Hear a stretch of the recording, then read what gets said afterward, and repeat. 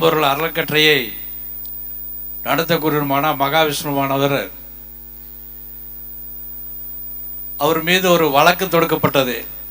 அப்போதான் எனக்கு அவர் யார் என்னன்னு தேட வேண்டியது இருந்தது.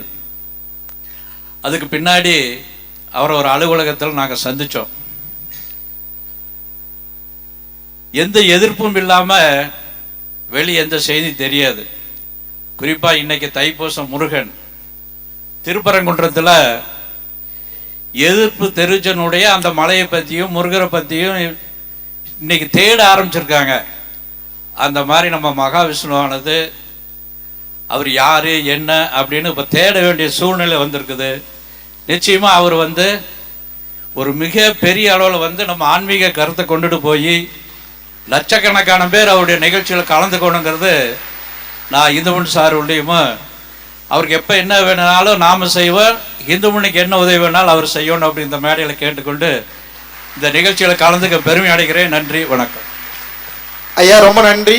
ஒரு 2 நிமிஷம் ஐயாவை பற்றி சொல்லணும்னா, கட்சி சார்ந்தது ஐயாவை எல்லாருக்கும் தெரியும். நான் திருப்பூரில் கிட்டத்தட்ட ஒரு 15-16 வருஷத்துக்கு மேலே இருக்கேன்.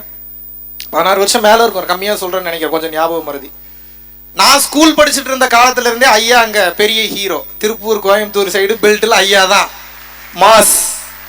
அப்ப என்னன்னா, இப்ப இன்னைக்கு நமக்கு இந்த அளவுக்கு தைரியம்லாம் வருது அப்படின்னா, தைரியம்னா என்ன, வேற ஒன்றும் இல்லை, முன்னாடி தைரியமா பேசுறேன்ல, அதைத்தான் சொல்றேன், வேற ஒன்றும் இல்லை, நீ வேற ஏதாவது நினைச்சுக்காதீங்க. இன்னைக்கு இந்த அளவுக்கு தைரியம் வருதுனாவே அது காரணம் சித்திரமும் கைப்பழக்கம், செந்தமிழும் நாப்பழக்கம், வைத்ததொரு கல்வி மனப்பழக்கம்ன்ற மாதிரி பெரிய பெரிய ஆன்றோர்கள் சான்றோர்களை பார்த்து, இவர்களுடைய சமூக சேவைகளை பார்த்து நிறைய இன்ஸ்பயர் ஆயிருக்கு. அது சத்தியமான உண்மை.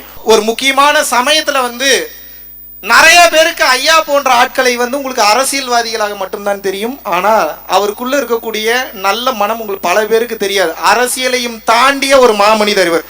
அதனால இப்படிப்பட்ட அருமையான ஒரு நிகழ்வில் ஐயாவை அழைத்து நன்றி சொல்ல வேண்டும் என்று கடமைப்பட்டேன். நிறைய பேர் கேட்டாங்க, என்னங்க ஐயாவை கூப்பிடுறீங்க, உங்களை அரசியல் ரீதியாக தானே, நினைச்சா நினைச்சிட்டு போறாங்க, என்னென்னமோ நினைக்கிறாங்க, இதை நினைச்சா என்ன.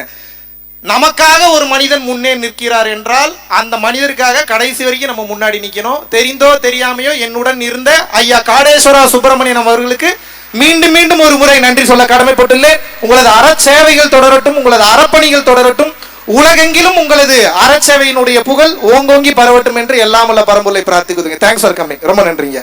Thank you so much.